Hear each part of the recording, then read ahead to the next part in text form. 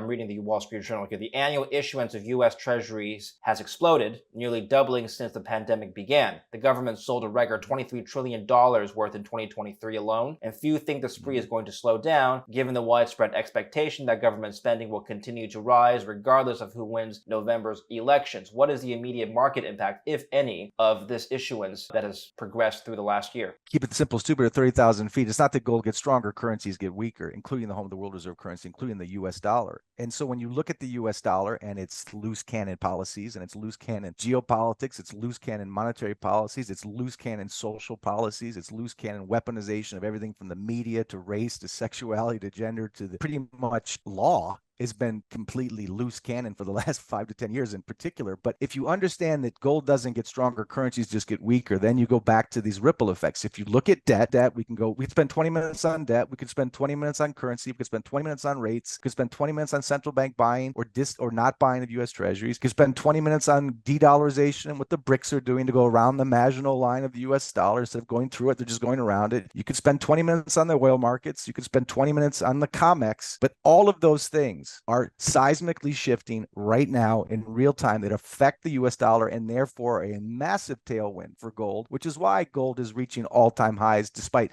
traditional headwinds. And I think, and then you've also got the fact that you've got the Shanghai Gold Exchange creating its own moving average for gold outside of London and New York. You've got what's happening in the petrodollar markets. What's also fascinating is you can get guys like, Peter Schiff and Larry Lepard arguing about Bitcoin or gold. You can get me and Brent Johnson arguing about whether the DXY goes higher or lower, but we all agree that gold's going higher, regardless of these different views, regardless of these different ideas. And I think you also have to look at history. 1971, we got off the gold standard. What did we do in 1973? We created a petrodollar to create synthetic demand for that dollar to keep the Gulf states in love with our dollar. Well, that's also breaking down. And the COMEX was created in 1974 to put a permanent boot to the neck of the gold prices, natural supply and demand. The COMEX is having real pains. So there's all these things happening right now, and you can spend a lot of time on each of these things, but they all are massive implications for the gold price and the US dollar. Just to narrow down on rates, and we'll finish off on interest rates here.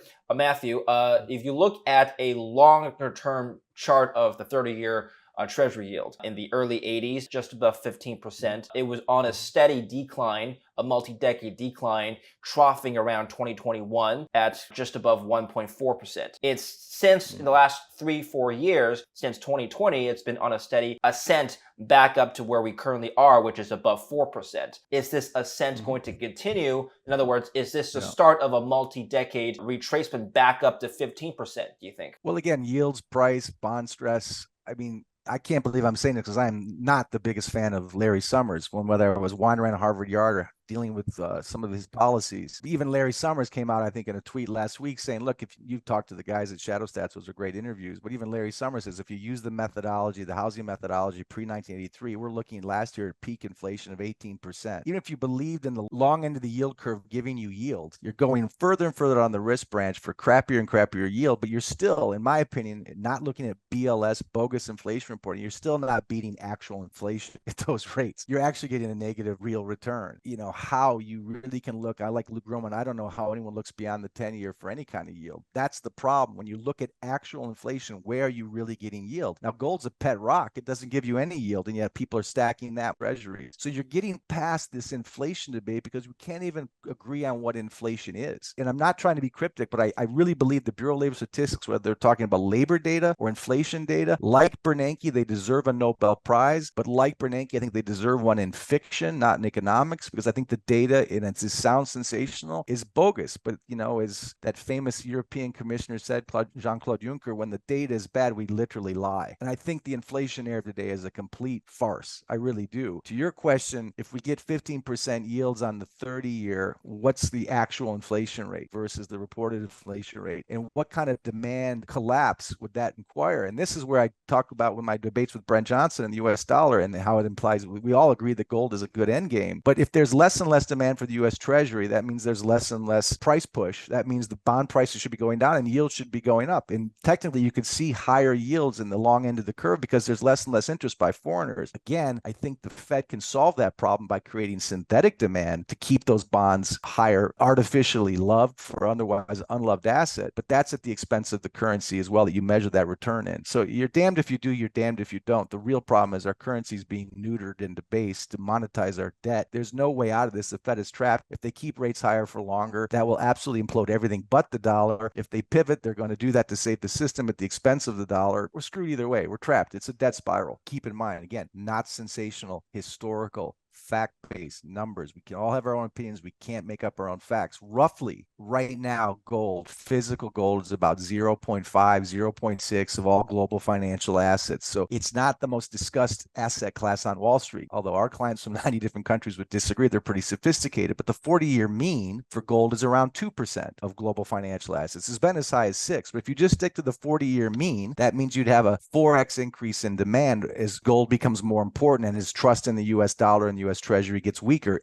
visibly and obviously so in the current geopolitical and political backdrop and financial backdrop. So even that is something you have to consider about when, in terms of all-time highs, the gold has reached all-time highs despite quote unquote headwinds. But in real terms versus real terms, I think the real high was in 1980 when gold was at 850. In inflation adjusted terms, that was the all-time high. And in inflation adjusted terms today, that would put gold right now around 3,000 as the next target price. I think this is just chapter one of the market for gold. It's going to get much, much higher. But again, be careful what you ask for, because when gold is at 5, 10 or higher thousand, those type of thousands of dollars, the cost of everything else is going to be higher. And the world in which we live in will be more and more destable. Again, as the world, dysfunctional as it is, slowly but surely moves away from what was the iconic America to what is now a debt-soaked America. And I'm an American and I still love this country. I just don't recognize it. It doesn't resemble the free price discovery, the free markets that I studied and believed in. I think what we have is a feudalistic society where the vast majority of the wealth and the vast majority of the stock market wealth has gone to a small minority, including myself. That does not bode well for society. It does not bode well for politics. Ultimately means more centralization, the signs of which are literally everywhere. And I think what we're going to see is when the X really hits the fan, the morons who put us into this hole that we're in are going to blame everything but the bathroom mirror, as I've said many times.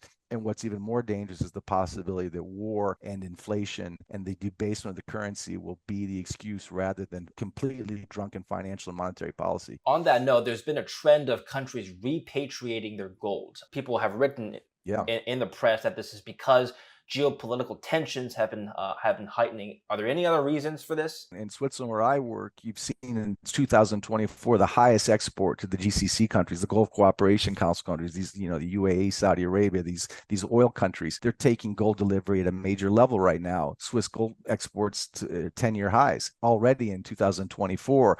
Again, it's my strong belief this goes to a larger conversation on the petrodollar, that unlike Libya and unlike Gaddafi and Saddam Hussein in Iraq, the Crown Prince of Saudi Arabia, whose currency is pegged to the US dollar. Don't get me wrong. He doesn't want to see the US dollar collapse tomorrow. But I think the fact that you're seeing gold being stacked all over the world, and in particular in the Persian Gulf states, is because eventually, as we're already seeing, there is a slow but obvious move away from the petrodollar. The oil price is a heck of a lot less volatile when it's gold-based, even when the US dollar was gold-backed. And I think the petrodollar in 2024 isn't what it was when Kissinger and Volcker were raising rates in 1973. I think this move of central banks, this move of the GCC countries taking on more physical gold, to me, as I've said many times, it's like you don't need to be a military genius. When you see armies moving towards your border, you better get defensive. When you see gold being moved and repatriated outside of Switzerland into the Gulf states and when you see central banks stacking gold and dumping Uncle Sam's IOUs, they're preparing for a quote unquote battle. They're preparing for something different. And this has been happening ever since we weaponized what was supposed to be a neutral reserve currency in 2022. The seismic shifts that are happening post sanctions and post debt levels are leading towards what I think is the end game for all debased currencies, all debt crises throughout history from ancient Rome to today, is more centralized control and more extreme political and financial controls. And if China, autocracy, centralization at its finest can do it, I don't see why the West and the US can't do it either, because that's, I think, where we're headed.